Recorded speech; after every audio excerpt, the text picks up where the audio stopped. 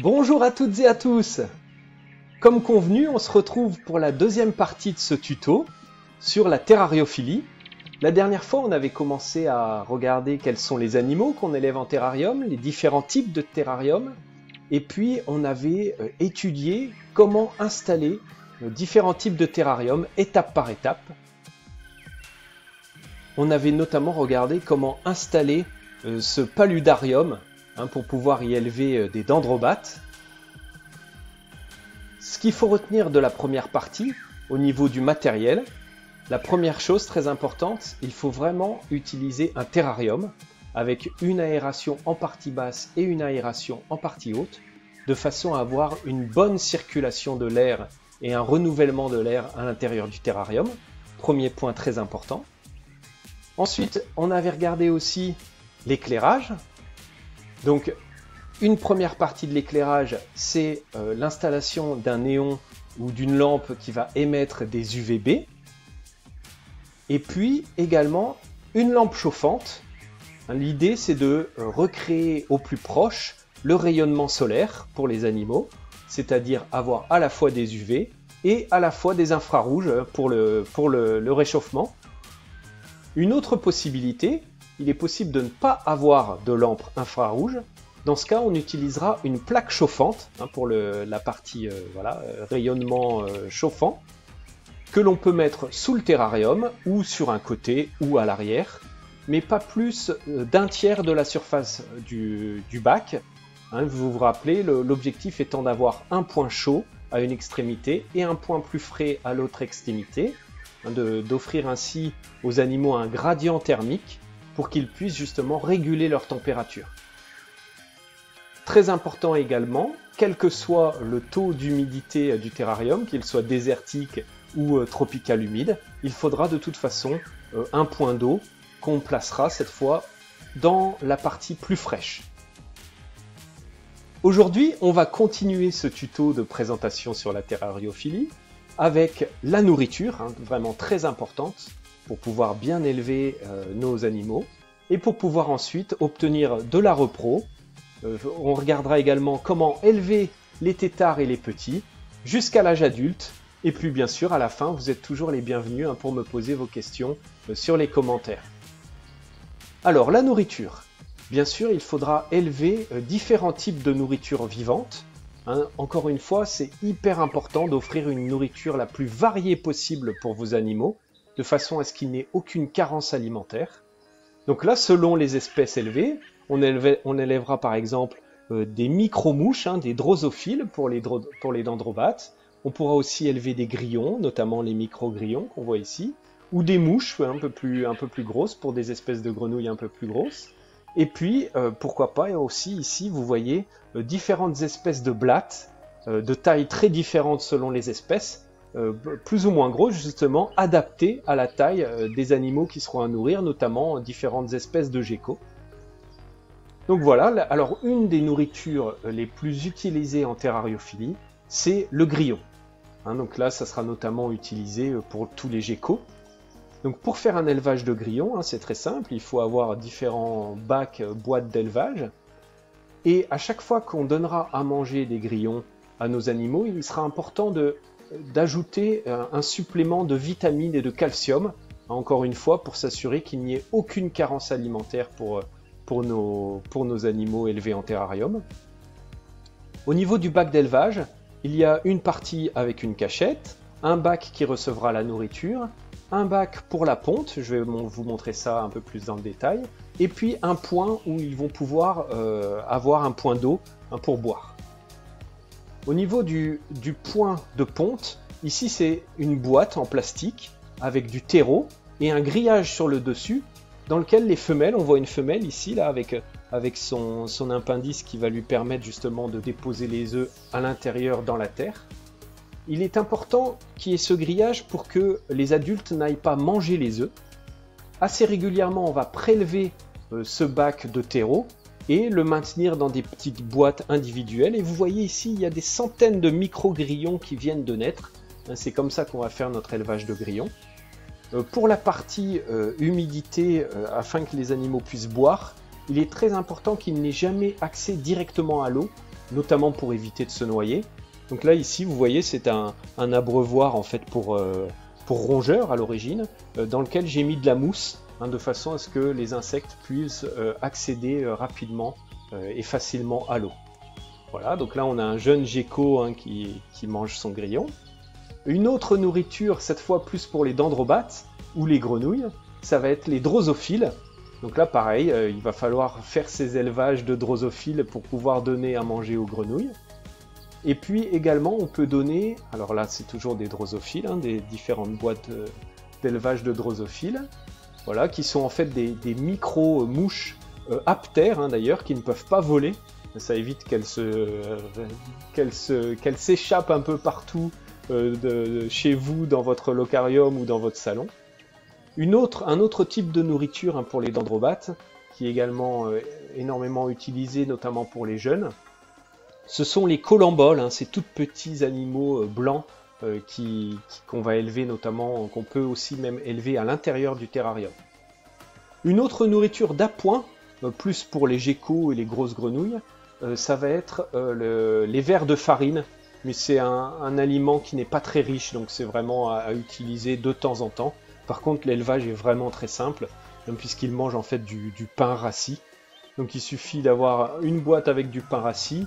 De temps en temps, vous pouvez mettre quelques légumes, mais voilà, les larves se développent, quand elles deviennent imagos, ce sont des scarabées qui vont pondre directement dans la farine ou dans le pain. Et puis ensuite, vous allez pouvoir récolter les larves, hein, soit des micro-larves, si vous voulez nourrir de jeunes individus, soit les larves adultes, enfin pas encore adultes, puisque l'adulte c'est le scarabée, mais voilà, les larves plus grandes pour donner aux animaux un peu plus grands. L'élevage de blattes également, très facile, hein, toujours pareil, un endroit avec de la nourriture. Ici on a des carottes et des croquettes pour chats. Et puis voilà, un substrat, ça peut même être une cuve nue, sinon vous pouvez mettre comme ici de la vermiculite. Et puis voilà, les blattes vont pondre directement dans les packs de cachettes d'œufs là, qui sont là. Et puis vous allez pouvoir les donner à manger à vos différents geckos. Alors, une partie hyper intéressante, ça va être la reproduction et la ponte chez ces différentes espèces. Donc ici, on a des photos avec des dendrobates. On va installer dans le terrarium, en fait, soit directement sous des noix de coco, des socles en plastique qui vont pouvoir recevoir la ponte avec le développement ici, hein, d'un œuf où on commence à voir le tétard. Soit vous pouvez utiliser aussi des tubes de pellicule photo. Ça peut être aussi, voilà, des contenants en plastique dans lesquels les grenouilles vont venir pondre. Pour les Bombina orientalis, voilà, là on a l'amplexus, hein, le mâle est ici, la femelle on voit son ventre bien arrondi parce qu'elle doit déjà avoir les œufs à l'intérieur. Et puis voilà, les adultes vont pondre eux directement dans l'eau. On voit ici les œufs qui viennent d'être pondus. Pour les phasmes, donc là on voit, hein, le mâle plus fin, la femelle un peu plus grosse. Donc là la femelle, pareil, pond ses œufs directement sur le sol. Hein, voilà à quoi ressemblent les œufs des phasmes. Pour les geckos léopards, donc là on voit la femelle, elle commence à avoir son ventre qui s'arrondit, hein, quand les œufs se développent à l'intérieur. Elle va pondre dans sa boîte à humidité. Alors là en plus c'est une boîte assez sympa en termes de déco, c'est une noix de coco qui a été coupée. Donc là on voit qu'elle a pondu pendant la nuit parce qu'elle a entièrement rempli la boîte à humidité avec du sable, hein, du terrarium. Donc là c'est une indication, vous savez qu'il y a des œufs qui ont été pondus dans la nuit à l'intérieur. Donc là il faut délicatement enlever le sable pour pouvoir aller récupérer les œufs. Parce que les œufs en fait on va les incuber dans un incubateur très spécifique.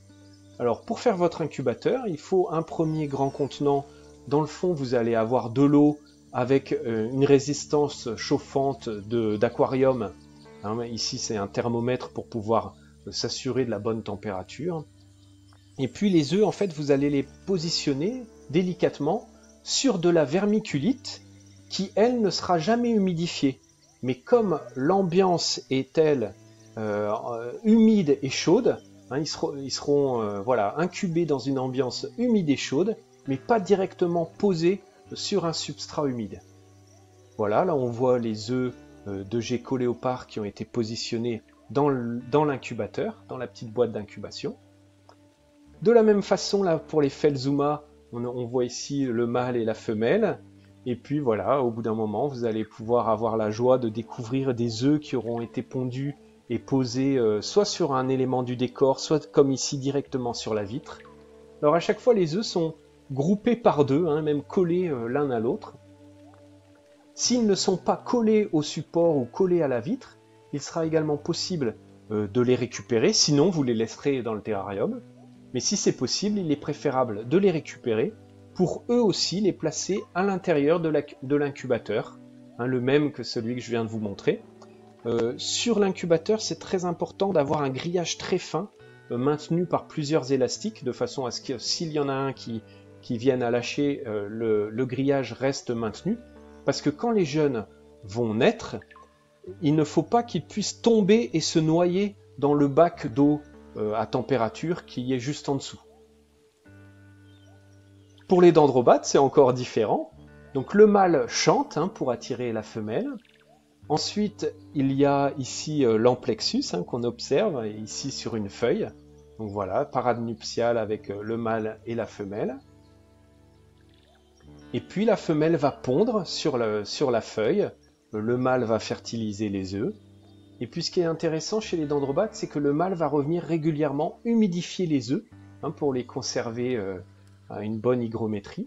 On voit ici les œufs qui commencent à se développer. Ici, j'imagine que c'est un œuf qui n'a pas été fécondé. Et on voit que ceux qui ont été fécondés, là on voit l'embryon qui commence à se former. Parfois, heureusement, les dendrobates vont aussi choisir de pondre dans les réceptacles que vous aurez installés prévus à cet effet, hein, notamment sous les noix de coco. Voilà, là on voit les embryons qui commencent à se développer, les têtards à l'intérieur de l'œuf.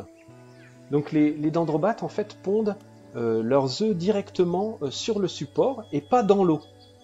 Voilà, là on commence à voir les têtards là, qui vont bientôt éclore et sortir de l'œuf. Voilà, développement des têtards à l'intérieur de l'œuf. Si jamais les œufs ont été pondus sur une feuille, il est préférable de prélever la feuille pour aller justement élever les œufs dans un incubateur, où vous allez être davantage maître des paramètres, mais vous pouvez aussi bien sûr les laisser dans le terrarium comme vous le souhaitez et voir justement les adultes s'occuper des œufs. C'est le cas ici sur cette photo où j'ai laissé les œufs à l'intérieur de la noix de coco, puisqu'on a une bonne hygrométrie, on arrive à conserver une bonne hygrométrie. Et puis en fait, voilà, régulièrement, le mâle vient s'occuper, humidifier les œufs. Et ce qui est intéressant, c'est qu'au bout d'un moment, les têtards vont éclore et monter sur le dos du mâle. Je reviens à une photo en arrière, qui va aller ensuite le déposer ici dans les gobelets remplis d'eau, hein, que vous aurez prévus dans le terrarium. En fait, le mâle récupère les œufs sur son dos et ensuite il va aller les déposer dans les différents points d'eau placés dans le terrarium. On voit un peu ici le têtard éclos qui monte sur le dos du dendrobate mâle. Et ce qui nous amène au chapitre suivant. Hein, on va maintenant étudier le développement des têtards et des petits. Alors les têtards, vous allez les placer dans des petits bocaux. Hein, ici ce sont des bocaux à confiture en verre. Ça va permettre de les élever individuellement dans des mini-aquariums séparés, dont vous suivrez bien sûr les paramètres, hein, de température. Et puis ça va permettre, voilà, d'avoir les têtards qui vont grandir, les pattes vont apparaître, et puis ça va donner des petites grenouilles qui vont muer. Ici on voit d'ailleurs une dendrobate en train de manger sa mule, hein, parce qu'elle est en train de grandir. De la même façon, hein, nos petits gecko léopards et Phelsuma vont éclore dans l'incubateur, et vous allez pouvoir ensuite vous occuper des petits. Alors, donc comme on l'a expliqué, les têtards sont élevés, hein, dans des petits contenants individuels. Voilà, enfin ici on voit qu'il y en a deux d'ailleurs, mais le mieux c'est de les séparer pour les têtards de dendrobates. A l'inverse, pour les têtards des Bombina orientalis, voilà, vous pouvez tout à fait laisser les têtards ensemble dans l'aquarium, puisque là, ils sont vraiment plongés dans l'eau. Pour les Bombina orientalis, pour les têtards, ils sont nourris principalement avec de la salade qu'on aura fait bouillir dans de l'eau chaude. Voilà, donc principalement une alimentation végétale.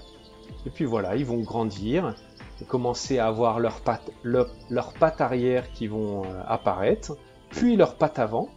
Alors là, on arrive justement dans la phase un peu critique, puisque les têtards vont commencer à sortir de l'eau, et c'est là qu'ils peuvent éventuellement se noyer.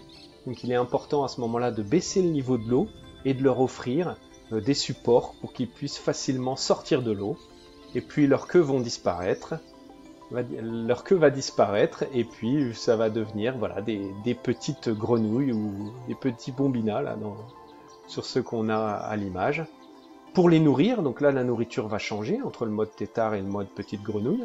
On va les nourrir cette fois, comme les dendrobates, avec des drosophiles, sur lesquels ces drosophiles on aura saupoudré de la vitamine et du calcium pour qu'ils ne manquent de rien pour leur bon développement. Et puis voilà, on a nos petits Bombina orientalis qui vont commencer à grandir et commencer à prendre de la couleur. Alors un élément hyper important là pendant que j'y pense, le Bombina orientalis, il est obligatoire d'avoir un certificat de capacité pour pouvoir l'élever. Donc moi-même j'ai un certificat de capacité pour l'élevage de l'ensemble des animaux que vous voyez dans cette présentation, délivré par la direction départementale des services vétérinaires. Et donc c'est de toute façon obligatoire pour le Bombina orientalis et également pour la Dendrobate azureus, la dendrobate bleue qu'on a vue et qu'on reverra un peu plus tard dans la présentation. Donc certificat de capacité important de toute façon dès que vous commencez à avoir un certain nombre d'espèces que vous élevez dans votre locarium. Pour l'élevage des petites dendrobates, ici ce sont les Epipédobates anthonii. Donc là, on les élève dans des petites boîtes individuelles. On voit même que la boîte est saturée de petits colamboles, ce qui leur permet d'avoir accès à de la nourriture facile en permanence, de façon à ce qu'ils grandissent bien. Mais également, bien sûr, on peut donner des drosophiles. Les phasmes, alors là c'est hyper simple, une fois que les œufs sont éclos, on laisse les petits avec les adultes, et puis ils commenceront à manger du feuillage sans problème. Alors là on a les gécoléopards, les jeunes œufs de gécoléopards qui sont éclos. Donc vous avez vu l'importance du grillage pour empêcher le petit de tomber et de se noyer dans la partie aquatique de votre incubateur. Voilà, un petit tout juste né, sorti de l'œuf. Donc là, pareil, on va les élever dans des petites boîtes en plastique individuelles dans un premier temps, pour qu'ils puissent trouver facilement leur nourriture. Alors vous avez vu, il y a un point d'eau, une cachette, des grillons à manger, et puis du calcium pour qu'ils puissent ne manquer de rien pour un bon développement. Voilà, donc les petits gécoléopards grandissent. Ici, on a la même chose, cette fois c'est un jeune Felzuma là, qui est né dans notre incubateur.